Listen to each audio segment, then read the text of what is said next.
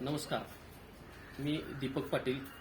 आज आपण डेअरी मार्टच्या माध्यमातून जनावरांना आयुर्वेदिक औषध आणि उपचार याबद्दल नेहमी मार्गदर्शन करत असतो.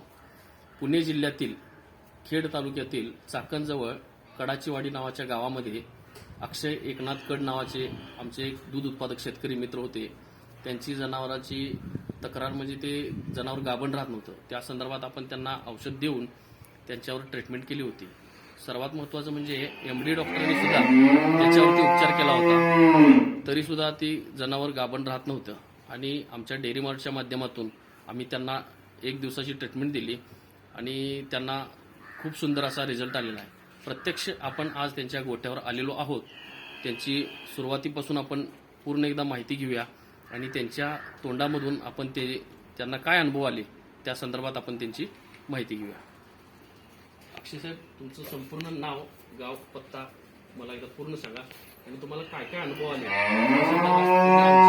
आमच्या मित्रांना, दूध उत्पादकांना तुम्हाला काय काय अनुभव आले ते एकदा सविस्तर सांगा. माझं नाव अक्षय कड, राहणार कडाचीवाडी, चाकण, तालुका खेड, जिल्हा पुणे. माझी एक गाई जवळजवळ 20 वेळा लावून सुद्धा लागत नव्हती. त्याच्यानंतर मी त्या सरांशी एकदा बोललो. त्यांचा युट्यूबवरनं मला नंबर भेटल्याच्या नंतर मी त्यांच्यासोबत बोललो.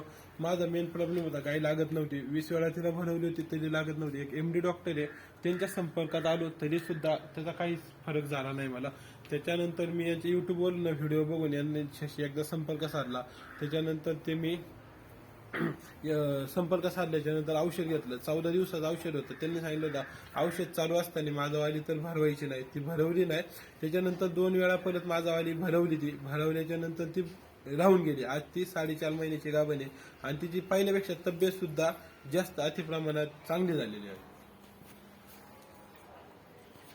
बरोबर. आता मला सांगायचं, त्या डॉक्टरांनी ट्रीटमेंट दिली होती, म्हणजे ते एमडी डॉक्टर होते आणि ती 14 वेळा, किती वेळा भरवली? 20 वेळा भरवली होती. म्हणजे 20 वेळा ती भरवून सुद्धा राहिलेली नव्हती. हे वैशिष्ट्य म्हणजे मित्रांनो, 20 वेळा ती गाय भरवून सुद्धा ती गाभण राहिली नव्हती. आपण त्याच्यावर ट्रीटमेंट केल्यानंतर त्या जनावराचा जीव तर वाचलाच, शिवाय त्यांचं होणारं आर्थिक नुकसान सुद्धा वाचलं.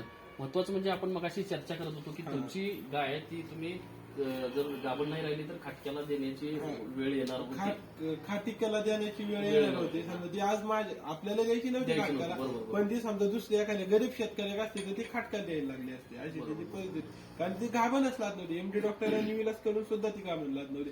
पण नशीब असं चांगलं किंवा तिचं नशीब चांगलं की तुमचा व्हिडिओ मला सहज असं युट्यूबला आयुर्वेदिक उपचार चालण्यामध्ये तुमचा व्हिडिओ मला तो भेटला. तो भेटल्याच्या नंतर मी तुमचा नंबर शोधायला 8 दिवस लागले असेल मला इकडून. मग त्या नंबर शोधल्याच्या नंतर मग मी तुमच्याशी कॉन्टॅक्ट साधला. मग ते औषध वगैरे मागून घेतलं. औषध मागवताना सुद्धा असं म्हणत होते मागू का नको, 2-2.5 हजार रुपये जाणार औषधाला. आता आपण एकतर आधीच 10-12 हजार रुपये खर्च केलाय, नाही लागलं परत एक विचार केला की आपण असे तसे 12 हजार घालवले, अजून 2-2.5 हजार खर्च 12 झाले तर समजा 3 झालं तरी 15 हजार खर्च होईल. दुसरं काय म्हणायचं, लागली तर लागली तिच्या नशिबाने, नाही लागली तर सोडून द्यायचे.